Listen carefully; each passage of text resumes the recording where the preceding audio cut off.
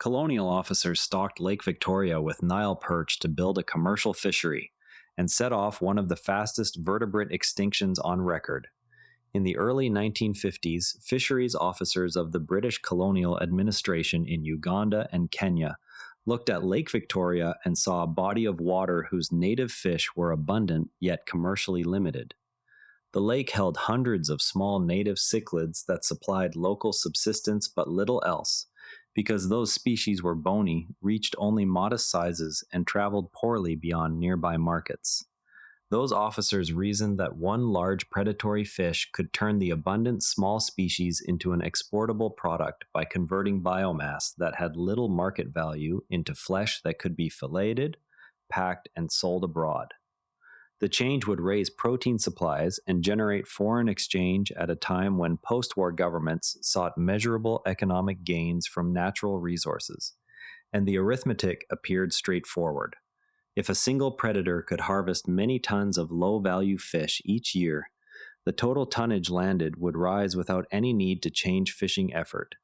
Catch records then tracked total tonnage rather than species variety, so the plan appeared consistent with both growth and stability, since officials measured success in kilograms brought to shore rather than in the number of populations that remained. Between 1954 and 1955, the Uganda Game and Fisheries Department released several hundred juvenile Nile perch near Jinja. Additional unofficial introductions occurred in Kenyan and Tanzanian waters, so the fish entered the system at multiple points along the shoreline. Catches stayed low through the 1960s because the introduced juveniles needed time to grow and because the lake's open waters and existing prey base allowed the population to increase only gradually at first. By 1978, the perch had spread across the full 68,000 square kilometer basin, a distance that required no special assistance once adults began reproducing in numbers large enough to fill the available habitat. Export filleting plants opened in Kisumu, Mwanza, and Entebbe once the fish became common enough to supply steady volumes. A 1962 note in Nature warned that the predator might reduce smaller cichlid numbers, yet most observers expected new earnings to outweigh any losses because the prevailing data emphasized landed weight over changes in species composition. By 1985, Nile perch made up more than 80% of the commercial catch by weight. Annual export earnings for the three countries reached roughly $30 million by the late 1980s, a sum that registered in national accounts as foreign exchange earned and factory wages paid. Once adult perch grew beyond 1 meter, they fed heavily on the cichlids that had formed the original biomass, because a predator of that size requires hundreds of kilograms of prey each year to maintain its weight. Surveys by the Lake Victoria Fisheries Organization showed haplochromines dropping from roughly 80% of the biomass in the 1970s to less than 1% by the early 1990s, a shift that removed the food source for any remaining native species that had depended on those smaller fish. Estimates of species lost range from 200 to more than 300, a figure that reflects both direct predation and the indirect loss of habitat once water chemistry changed. The oily perch could not be sun-dried like earlier catches, so every kilogram landed now required an alternative preservation method. Smoking required firewood, and shoreline forests receded at rates visible on Landsat images because each ton of processed fish demanded several cubic meters of wood cut from slopes immediately above the lake.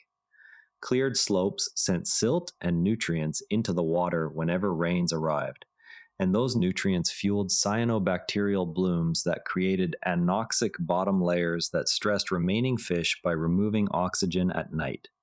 Fishers who once took dozens of species now pursued one predator whose juveniles competed with local children for the last small prey fish, shifting household labor from multi-species basket fishing to gill net operations that required capital for larger boats. Processing plants discharged waste directly into bays, speeding eutrophication where young perch were most common, because the same organic matter that once supported diverse cichlids now supported only the algae that depleted oxygen. By the mid 1990s, the three governments and international donors set minimum mesh sizes, closed seasons, and export levies to protect juvenile perch. Yet these measures arrived after the economic momentum of the fishery had already locked in heavy investment in boats, plants, and export contracts. Beach management units gave communities a formal role in enforcement, but the same governments that promoted the perch also depended on its revenue, so enforcement capacity remained limited relative to the scale of the catch. The perch fishery later declined under heavy pressure, prompting some fishers to return to the still diminished cichlid stocks once more.